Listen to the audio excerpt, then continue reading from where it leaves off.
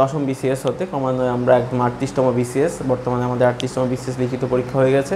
তো দশম থেকে 38তম পর্যন্ত আমরা রিটেন পরীক্ষার গণিত অংশের সমাধান আমরা দেওয়ার চেষ্টা করব। তো আজকে আমরা দশম বিসিএস পরীক্ষার লিখিত প্রশ্নের সমাধান করব গণিত অংশের। দশম বিসিএস লিখিত পরীক্ষায় টোটাল 18টি কোশ্চেন ছিল, তার মধ্যে 12টি অ্যান্সার করতে হবে। সময় 1 ঘন্টা 30 মিনিট এবং এটি পরীক্ষাটি হয়েছে 1990 সালে। আর হচ্ছে এখানে টোটাল মার্কস হচ্ছে পূর্ণ মার্কস আপনারা জানেন 50 মার্ক। তো আমরা 1 নম্বর অঙ্ক দিয়ে শুরু করবো। 1 নম্বর যে অঙ্কটি ছিল সেটি হচ্ছে কয়েকটি ভগ্নাংশ এখানে দেওয়া আছে দেখতে পাচ্ছেন। তো আমাদের করতে হবে কি, যে অধক্রমে সাজাতে হবে। অধক্রম মানে হচ্ছে যে বড় থেকে ক্রমান্বয়ে ছোট হওয়া।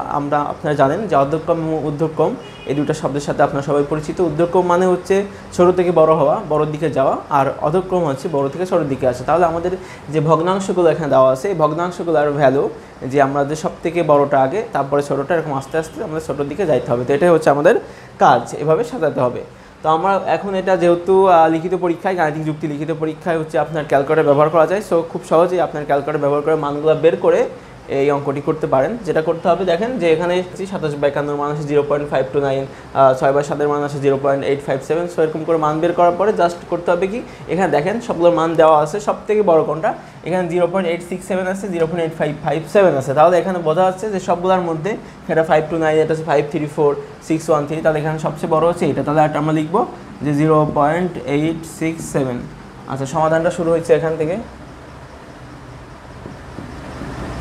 সমাধান অবশ্যই মানগুলো বের করে লিখবেন। লেখার পরে যেটা করবেন যে এখানে 0.867 এটা সব থেকে বড়, তারপরে আমাদের আছে কোনটা, তারপরে আছে 0.857। সো এখানে আমরা গেট আর এরাও ইউজ করব এইভাবে। তাহলে এটা তার মানে এটা থেকে এটা বড়, তার থেকে এটার থেকে ছোটো কোনটা আছে, এটার থেকে ছোটো কোনটা আছে, সেটা হচ্ছে 0.613, 0.613, 613, 613। তারপরে এর থেকে ছোটো আছে 534, 0.534, এবং তার থেকে ছোটো 0.529, সব থেকে ছোটো হচ্ছে এটা।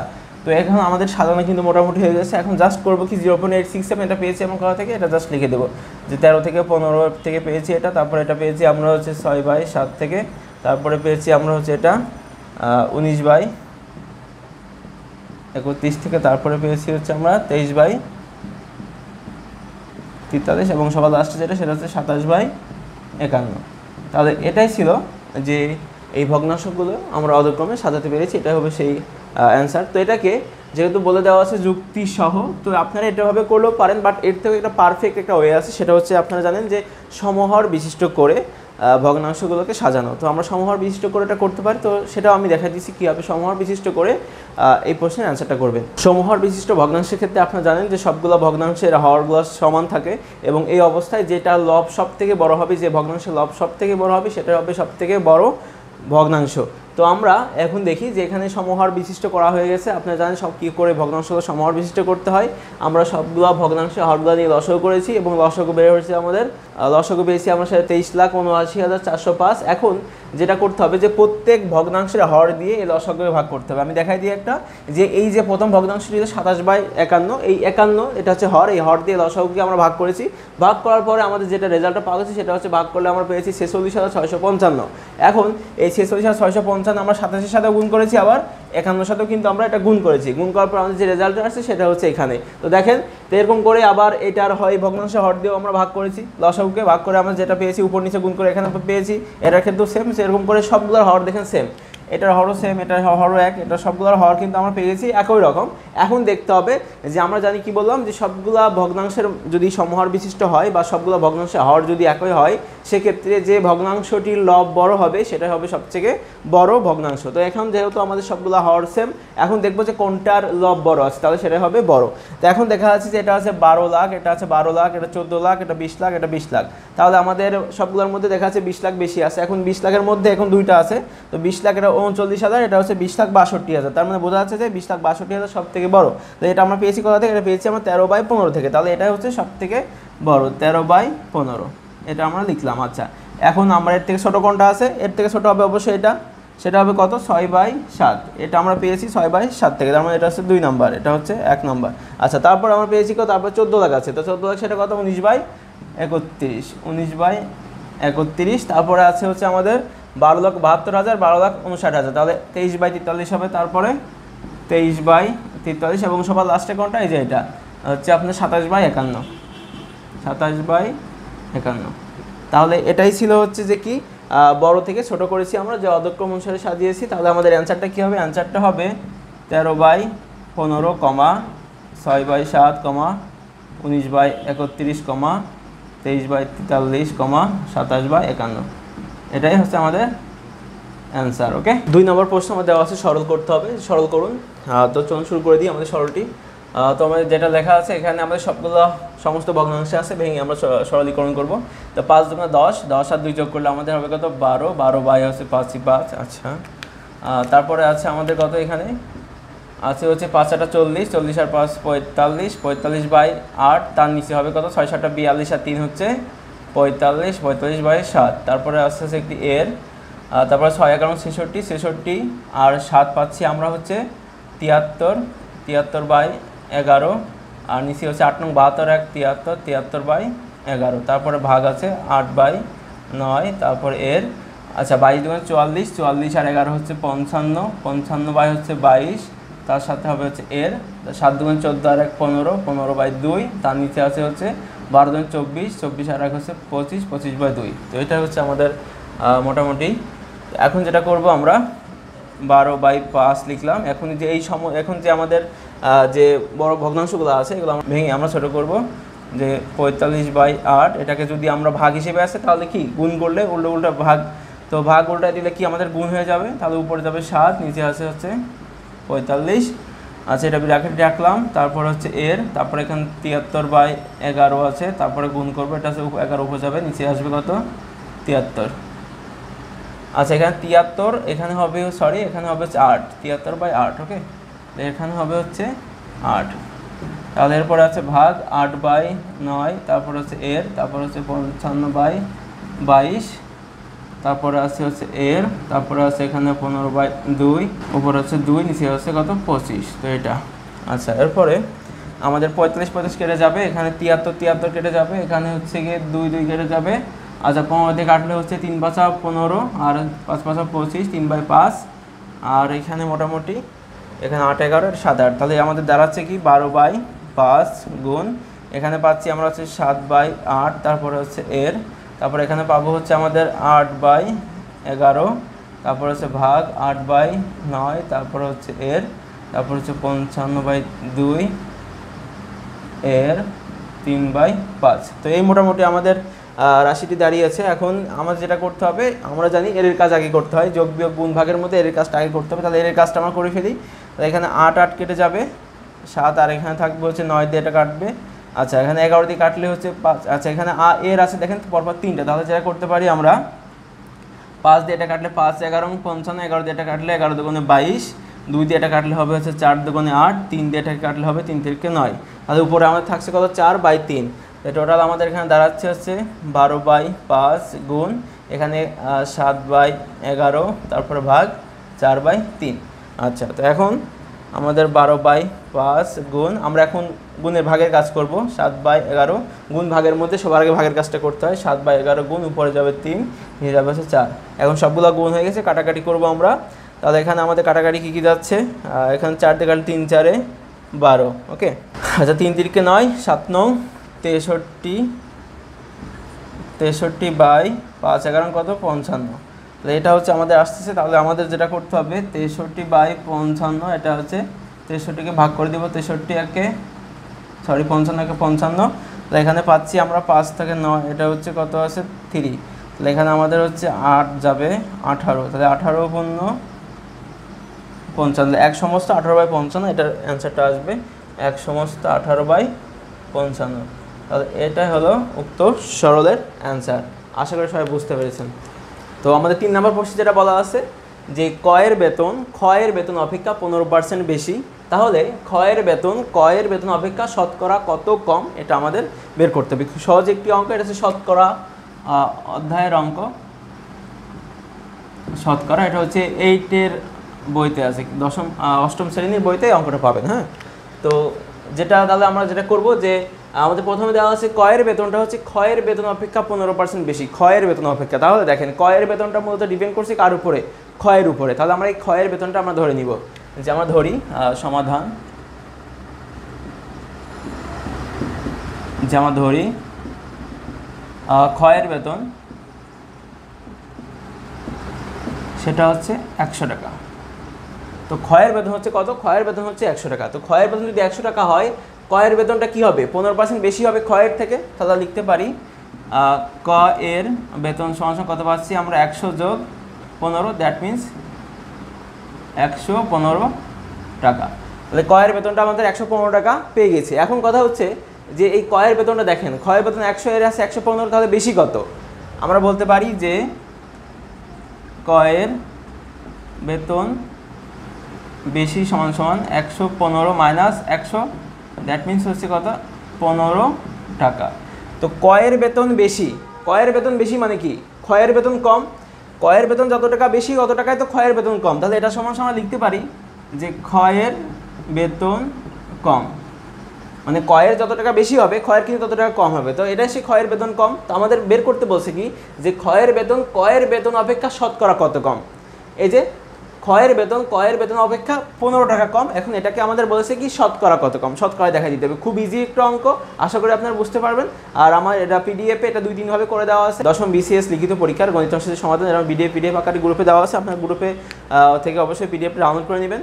তা ওখানে 2-3 ভাবে করে দেওয়া আছে এবং আমি যেটা দেখালাম একটা একদম বেস্ট, যে ইজি একটা হয়। ওকে, আচ্ছা, তাহলে এটা আমাদের পেয়ে গেছি। কয় টাকা কম সেটা আমরা পেয়ে গেছি। এখন এটাকে শতকরায় দেখাতে হবে। এখন এই যে 15 টাকা কম, এটা আসলে কত টাকায় বলেন তো?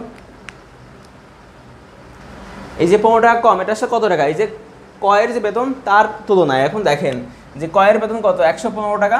তাহলে 115 টাকায় বেতন কম কত? 15 টাকা। তাহলে 1 টাকায় বেতন কম কত? 15/115।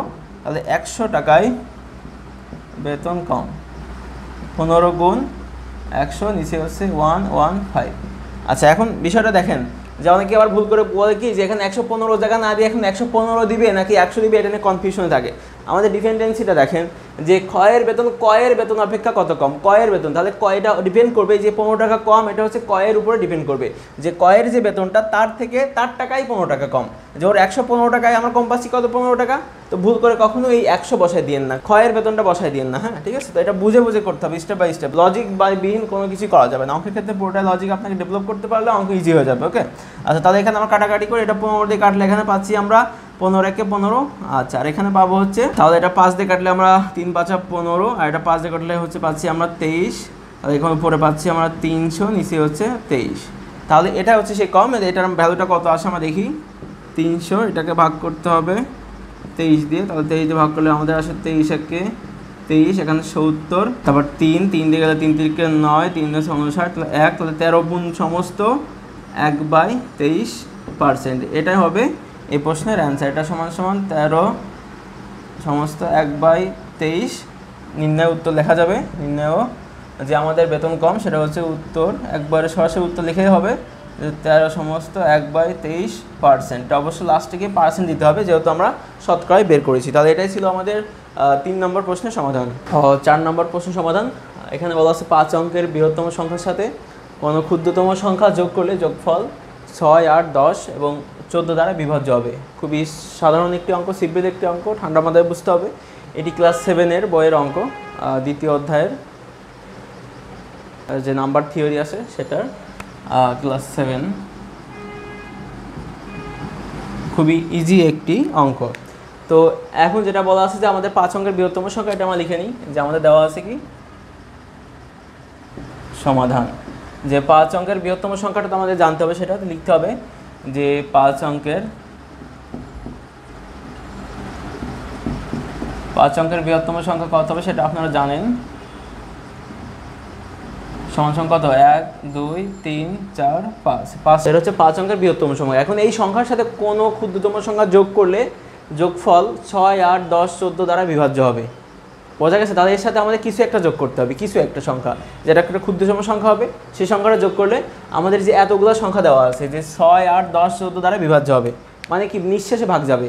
এখন কি করবেন আপনি বলেন তো? এখন কি যে আলাদা আলাদা করে কিছু একটা যোগ করে প্রত্যেকটা সেই যোগফলের সাথে কি একবার 6 দিয়ে ভাগ করে চেক করবেন যে আসলে ভাগ যায় কিনা, আবার 8 দিয়ে ভাগ করে চেক করবেন, 10 দিয়ে ভাগ করে আলাদা করে চেক করবেন, নাকি 14 দিয়ে ভাগ করে আবার সে আলাদা করে চেক করবেন? এরকম করে বারবার চেক করে দেখবেন যে কোনটাতে আসলে ভাগ যায়? না। তো এই ক্ষেত্রে যেটা করা যায়, এক্ষেত্রে একটা যে সিস্টেমটা আছে সেটা হচ্ছে যে এই সবগুলার করতে হবে কি, যতগুলা সংখ্যা দিয়ে আপনার ভাগগুলা যায় বা চেক করবেন সবগুলা সংখ্যাকে একসাথে করে আপনি লসাগু করে ফেলেন। লসাগু যেটা পাবেন সেই লসাগু দিয়ে যদি এই সংখ্যাটা ভাগ যায় তাহলেই সবগুলো সংখ্যা দিয়ে ভাগ যাবে। এটা হচ্ছে লজিক, যে আপনি সবগুলো সংখ্যা লসাগু দিয়ে যদি এই যে কোনো একটা সংখ্যাকে ভাগ করতে পারেন, তার মানে কি আপনি যতগুলো সংখ্যা লসাগু করেছেন সেই সংখ্যাগুলো দিয়েও নিঃশেষে ভাগ যাবে।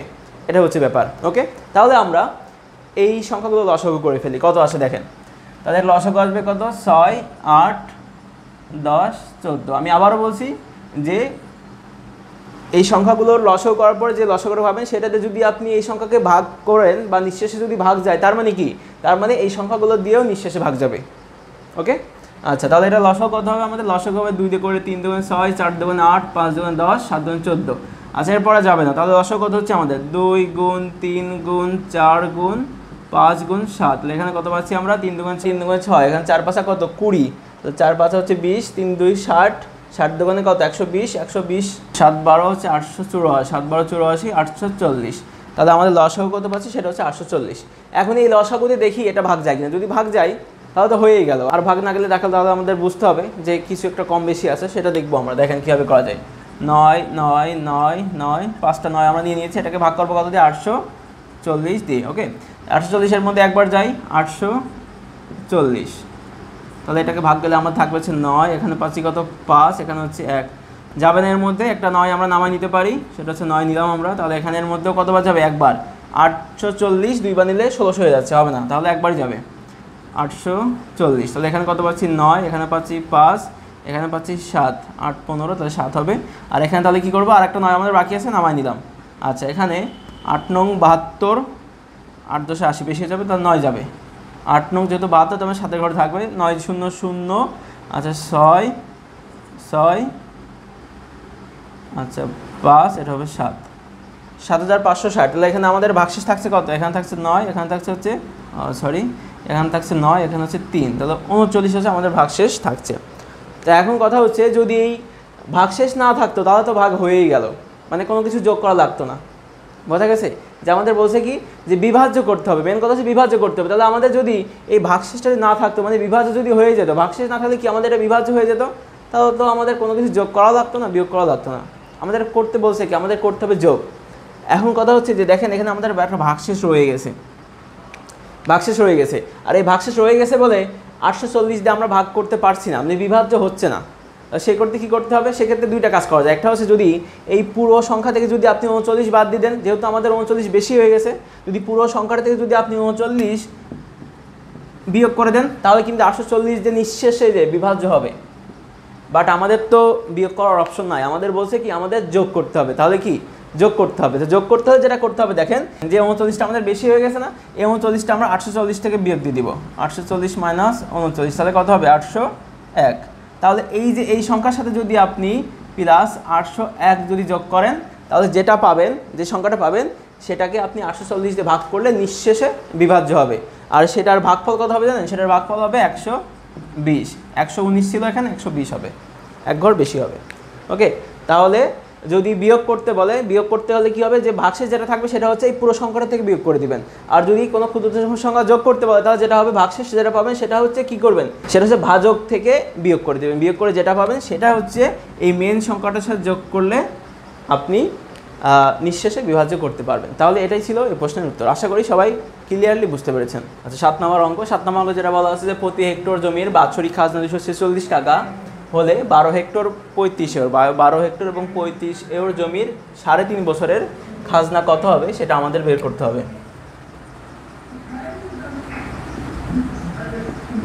সমাধান, তাহলে আমাদের দেওয়া আছে যে প্রতি হেক্টর জমির বাৎসরিক খাজনা 246 টাকা। আমরা জানি কি, আমরা জানি যে 1 হেক্টর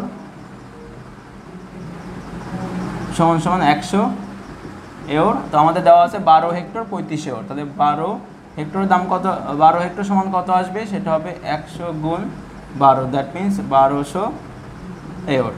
আচ্ছা, তাহলে আমার টোটাল কত হচ্ছে 1200, তার সাথে যোগ হবে প্লাস 35, তাহলে হচ্ছে 1235 এরটা বের করতে হবে আমাদের। 100 প্রতি হেক্টর মানে কি 100 এর, তো 100 এর জমির খাজনা হচ্ছে 246 টাকা, আমাদের বের করতে হবে কত 1235 এর খাজনা কত হবে এবং সেটা বের করতে হবে 3.5 বছরের জন্য। 3.5 বছর, এখানে 1 বছর একটা দেওয়া আছে, তাহলে লিখতে পারি যে 100 এওর মানে প্রতি হেক্টর মানে 100 এওর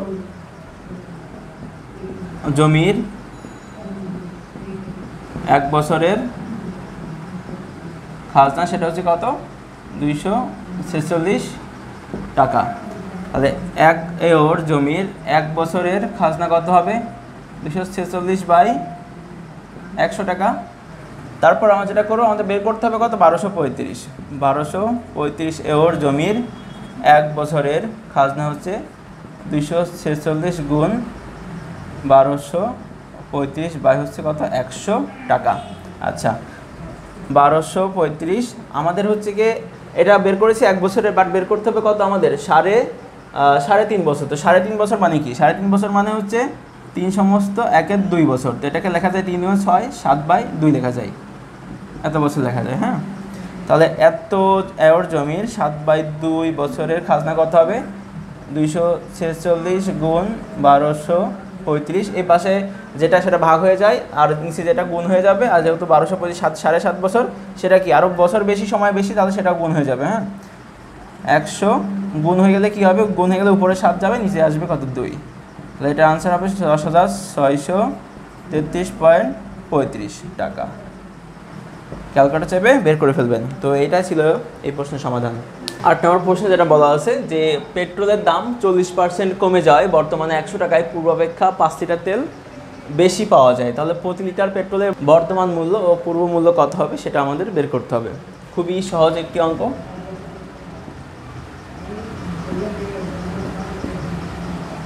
এটি হচ্ছে ক্লাস 7-এর বইয়ের একটি অঙ্ক, শতকরা অধ্যায়ের। তো এখানে যেটা হবে যে 100 টাকা সে তেল কিনে, ধরেন সে 100 টাকায় সে x লিটার তেল কিনলো। আচ্ছা, তো এখন হয়েছে কি যে 40% দাম কমে গেছে, কমে যাওয়ার কারণ সে এখন কি করতেছে, 100 টাকায় সে 5 লিটার তেল বেশি কিনতেছে পূর্বের অপেক্ষা। তাহলে দেখেন যে 100 টাকা তেলই কিনতেছে, সে x লিটার তো কিনলোই, প্লাস আরও 5 লিটার বেশি পাচ্ছে। এটা কেন, কারণটা হচ্ছে এই যে 40% লেস, এই কারণে। আচ্ছা, তাহলে দেখেন যে সে আগে 100 টাকায় তেল কিনছে x লিটার, বাট এখন 100 টাকায় তেল কিনছে কত, x লিটার তো পাচ্ছে, আরও 5 লিটার বেশি পাচ্ছে। এবং এটা কেন, কারণটা হচ্ছে এই যে 40% লেস হওয়ার কারণে। তাহলে আমরা বলতে পারি যে এই 5 লিটার মানেই হচ্ছে 40% লেস। যে 100 টাকায় x লিটার কিনছে, আর এখন 100 টাকায় x লিটার তো পাচ্ছে, আরও 5 লিটার বেশি পাচ্ছে। কারণটা কেন, কারণটা হচ্ছে যে 40% কমের কারণে। তাহলে আমরা বলতে পারি যে এই 5 লিটার মানে 40%। তাহলে এই 5 লিটার মানে 40%, এটা আমরা বের করব কীভাবে দেখেন। তো মূলত এখানেই এই মূল বিষয়টা। তাহলে আমরা এটা অঙ্কের মাধ্যমে করি, লিখে করি। যেটা হবে যে আমরা লিখতে পারি যে তার ক্রয় মূল্য 100 টাকা, এটা তো দেওয়া আছে যে তার পূর্বের ক্রয় মূল্য কত, 100 টাকা। আচ্ছা, তাহলে বর্তমানে ক্রয় মূল্য কত হবে, 100 বিয়োগ 40% লেস, 40% অফ 100 এটা। তাহলে এটার মানে কত দাঁড়ায়, এটা আসে হচ্ছে 100 বিয়োগ 40% অফ 100 মানে কি, এই যে পার্সেন্ট উঠে গেলে নিচে একটা 100 হবে, 100 কেটে থাকবে 40, 100 বিয়োগ 40, তার মানে হচ্ছে কত, 60 টাকা। তো এইটুকু পুরোটুকু আমরা মুছে দিতে পারি, শুধু আমরা এটুকু লিখতে পারি যে এটুকু দাম হচ্ছে কত, 60 টাকা। খাতায় আপনার পুরোটাই করবেন, এখন আমার বোর্ডের জায়গা কম, এজন্য আমি সংক্ষেপে করছি, আর পিডিএফে ফুল করা আছে। আচ্ছা, তাহলে পূর্বের মূল্য ছিল 100 টাকা, মানে এই x লিটার তেল কিনছিল পূর্বে 100 টাকা, এখন সে x লিটার কিনতে হচ্ছে কত, 60 টাকায়। সে x লিটার কিনতে হচ্ছে কত, 60 টাকায়। তাহলে এইটুকু হচ্ছে 60 টাকা, আর সে কিনছে টোটাল 100 টাকা কিনবে, তাহলে 60 টাকায় কিনতে হচ্ছে x লিটার, আর 5 লিটার কিনতে হচ্ছে কত, 40 টাকায়। ওকে, তাহলে এই 5 লিটার দাম হচ্ছে 40 টাকা। তাহলে আমরা লিখব যে 5 লিটার তেলের দাম মানে বর্তমান দাম সেটা হচ্ছে কত, 40 টাকা। তাহলে 1 লিটার তেলের বর্তমান দাম কত, 40/5, 8 টাকা। তাহলে 1 লিটার তেলের বর্তমান দাম হচ্ছে কত, 8 টাকা। তো এটা হচ্ছে 1 লিটার তেলের বর্তমান মূল্য পেয়ে গেছি আমরা। এখন বের করতে হবে পূর্ব মূল্য। তো পূর্ব মূল্য যেটা হবে যে বর্তমান মূল্য যদি 60 টাকা হয়, 60 টাকা, এক্স লিটার তেলে আমরা বের করলাম কি যে 60 টাকা, বর্তমান মূল্য 60 টাকা যদি হয় তো পূর্ব মূল্য কত 100 টাকা। এখান থেকে আমরা প্রতি লিটার মানে 1 লিটার এটা বের করব, হয়ে গেল। তো লিখব যে বর্তমান মূল্য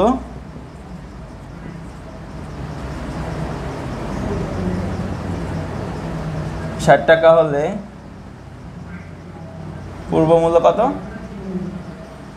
100 টাকা, বর্তমান মূল্য 1 টাকা হলে পূর্ব মূল্য 100/60 টাকা, আর বর্তমান মূল্য কত 8 টাকা, এই যে 8 টাকা, 8 টাকা হলে পূর্ব মূল্য 100 গুণ 8 নিচে হচ্ছে 60। তাহলে আমাদের অ্যান্সারটা আসবে কত, 0 0 কেটে যাবে, 8 দিয়ে কাটলে এটা হচ্ছে 4 দুগুণে 8, এটা হচ্ছে 3, তাহলে এখানে 5 40/3, 40 এটা 3 দিয়ে ভাগ করে 3 1 3 10 3 3 হচ্ছে 9 1, তাহলে 13 সমস্ত 1/3 টাকা। তাহলে আগে আমার বর্তমান মূল্য হচ্ছে 8 টাকা 1 লিটার তেলে পেট্রোলের, আর বর্তমান পূর্বের মূল্য ছিল হচ্ছে কি 13 সমস্ত 1/3 টাকা, যার কারণে 40% কমে যাওয়ার কারণে বর্তমান দামটা কমে 8 টাকা হয়ে গেছে। তাহলে এটা হচ্ছে বর্তমান মূল্য আর পূর্ব মূল্য। পার্ট 1 এর সর্বশেষ অঙ্ক 9 নম্বর অঙ্ক। এখানে বলা আছে যে এক ব্যক্তি ঘন্টায় 4 কিলোমিটার বেগে হেঁটে গুলিস্তান হতে গুলশানে গেল, কিছুক্ষণ পর সেখান হতে ঘন্টায় 5 কিলোমিটার বেগে হেঁটে গুলিস্তানে আবার ফিরেও আসলো। তো ফেরার পথে তার আধ ঘন্টা সময় কম লাগলো। গুলিস্তান হতে গুলশানের দূরত্ব কত, এটা হচ্ছে আমাদের বের করতে হবে। তো এটা হচ্ছে বেগ সম্পর্কিত অঙ্ক, দূরত্ব সময় বেগ। তো এই ক্ষেত্রে আমার যেটা ইকুয়েশন আছে সেটা হচ্ছে আমরা জানি কি যে আমরা জানি বেগ সমান সমান এটা হচ্ছে দূরত্ব বাই হচ্ছে সময়। কথা হচ্ছে যদি বেগ দেওয়া থাকে তাহলে আমরা দূরত্ব আর সময় দেওয়া থাকলে আমরা বেগ বের করতে পারি। আবার দেখা যাচ্ছে যে দূরত্ব দেওয়া আছে, দূরত্ব দেওয়া নাই, বেগ আর সময় আছে, তার দুইটা গুণ করে দিব। এই যে বেগ আর সময় গুণ করলে আমরা কী পাবো, দূরত্ব পাবো। সো এই ইকুয়েশনটাকে সবসময় মাথায় রাখবেন বেগ, দূরত্ব এবং সময় রিলেটেড অঙ্ক করার ক্ষেত্রে। ওকে, তাহলে আমাদের এখানে কী কী দেওয়া আছে, এক ব্যক্তি ঘন্টায় 4 কিলোমিটার মানে সময় দেওয়া আছে এবং হেঁটে গুলিস্তান হতে গুলশান গেল, কিছুক্ষণ পর সেখান হতে ঘন্টায় আবার 5 কিলোমিটার বেগে হেঁটে আসলো। এই যে বেগ দেওয়া আছে, ওকে বেগ দেওয়া আছে মানে ঘন্টায় 5 কিলোমিটার বেগ, আর যেহেতু 1 ঘন্টাটা সময় তাহলে 1 ঘন্টায় সে 5 কিলোমিটার যাচ্ছে, সময় দেওয়া আছে, বেগ দেওয়া আছে। এখন আমাদের কী বের করতে হবে, দূরত্ব। এবং এখানে বলা আছে যে একবার গেছে সে হচ্ছে কোথায়, গুলিস্তান থেকে সে একবার কোথায় গেছে, গুলশানে। তাহলে আমরা লিখতে পারি যে গুলিস্তান থেকে গুলি থেকে সে গুলে গেছে, হ্যাঁ, আবার কি করছে যে সে গুল থেকে আবার গুলিস্তানে ফিরেও আসছে। তো গুলিস্তান থেকে গুলশানে যাইতে তার সময় লাগছে কত, সে হচ্ছে বেগ আছে কত 4 কিলোমিটার পার আওয়ার, 4 কিলোমিটার গেছে এবং কি সেটা পার আওয়ার ঘন্টায়। আর এখানে গেছে কত, এখানে হচ্ছে 5 কিলোমিটার পার আওয়ার। তার মানে যার বেগ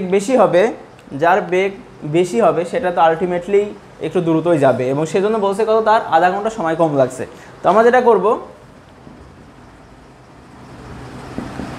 ধরি আমাদের বের করতে বলছে কি দূরত্ব, ধরে নিই হচ্ছে দূরত্ব সমান সমান x কিলোমিটার। ওকে, তাহলে আমরা যেটা পাবো, আমাদের এখানে কন্ডিশন আমাদের এখানে দেওয়া আছে কি সময় আধ ঘন্টা কম লাগছে, সেটা কোনটা, এই যে এটার ক্ষেত্রে, কারণ সে বেগটা বেশি ছিল এই কারণে সময়টা কম লাগছে। তাহলে সময় বেশি লাগছে কার, এই যে 4 কিলোমিটার পার আওয়ার বেগে যে গেছে, মানে গুলিস্তান থেকে গুলশান যাওয়ার সময় তার সময়টা বেশি লাগছে। তাহলে আমরা এই সময় থেকে মানে এখানে যতটুকু যাইতে সময় লাগছে সেই সময় থেকে যদি আমরা এই আসার সময়টা বিয়োগ করে দিই, সমান সমান কী হবে, সমান সমান আধা ঘন্টা, দ্যাট মিনস হচ্ছে 30 মিনিট। তাহলে আমাদের টোটাল মেন কথা হচ্ছে যে তার যাইতে কত সময় লাগছে। তো যাইতে সময় আমরা কি জানি, এখান থেকে সময় সমান সমান কী পাই বলেন তো, সময় সমান সমান পাই দূরত্ব বাই হচ্ছে কি বেগ। আমাদের দূরত্ব কত, দূরত্ব ধরে নিলাম হচ্ছে x, তাহলে আমরা x-কে ভাগ করবো কি দিয়ে, বেগ দিয়ে। এই যে বেগ, আমাদের বেগ কত 4 কিলোমিটার পার আওয়ার, তাহলে x/4 মাইনাস আবার কি হবে, এই যে আসার দূরত্ব কত, সেটাও x কিলোমিটার, মানে Gulistan to Gulshan, Gulshan to Gulistan same দূরত্ব, ডিস্টেন্স সেম, তাহলে x/, তাকে ভাগ করবো কত দিয়ে, বেগ দিয়ে, এই যে 5। তাহলে এই যে দূরত্বকে বেগ দিয়ে ভাগ করলে কী পাবে, সময়। তার মানে এটা কি যাওয়ার সময় আর এটা হচ্ছে আসার সময়, এই দুটো বিয়োগ করলে তো আধা ঘন্টা পাবো, 30 মিনিট। মানে হচ্ছে মেন কথা আছে এখানে এগুলো কিসে আছে, এগুলো হচ্ছে x/4, এগুলো ঘন্টাতে আছে। তাহলে এখানে ঘন্টায় আছে যেহেতু, তাহলে এই 30 মিনিটকে এটাকে আমাদের ঘন্টায় প্রকাশ করতে হবে। 30 মিনিট এটাকে ঘন্টায় প্রকাশ করতে হলে কী করতে হবে, 60 দিয়ে ভাগ করতে হবে। ওকে, আধা ঘন্টা। তাহলে এখানে আমরা যেটা পাবো, 4 আর 5 লসাগু, 4 5 20, 4 5 20, তাহলে এখানে 5x - 4x সমান কত 30/60। তাহলে x 0 0 কেটে যায়, এখানে থাকে 3 লেখা আছে হাফ। তাহলে আমরা কত পাচ্ছি, এখানে 4x থেকে 5x বাদ দিয়ে থাকে হচ্ছে x সমান 1/2, এই যে 20টা উপরে গুণ হয়ে যাবে 20। তাহলে এখানে পাবো 10, 2 দিয়ে কাটলে 10 হবে। তাহলে x সমান আমরা কত পাচ্ছি 10 কিলোমিটার। আমরা ধরে নিয়েছিলাম কি দূরত্ব x কিলোমিটার, 10 কিলোমিটার। এটা হচ্ছে প্রশ্নের অ্যান্সার। তো আশা করছি বুঝতে পেরেছেন। কারো কোনো প্রকার সমস্যা থাকলে আমাদের ফেসবুক গ্রুপে এবং ভিডিওর যে নিচে কমেন্ট সেকশনে কমেন্ট করে জানাবেন। আর এটা ছিল আমাদের পার্ট 1 দশম BCS এর লিখিত পরীক্ষার। আর পার্ট 2তে আমরা বাকি অঙ্কগুলো সমাধান করবো ইনশাআল্লাহ। আর এভাবে পরবর্তীতে আমরা পর্যায়ক্রমে দিতে থাকবো। আপনারা আমাদের সাথেই থাকবেন। যারা এখনও আমাদের চ্যানেলটি সাবস্ক্রাইব করেন অবশ্যই সাবস্ক্রাইব করবেন এবং অবশ্যই আমাদের ফেসবুক পেজের সাথে যুক্ত থাকবেন।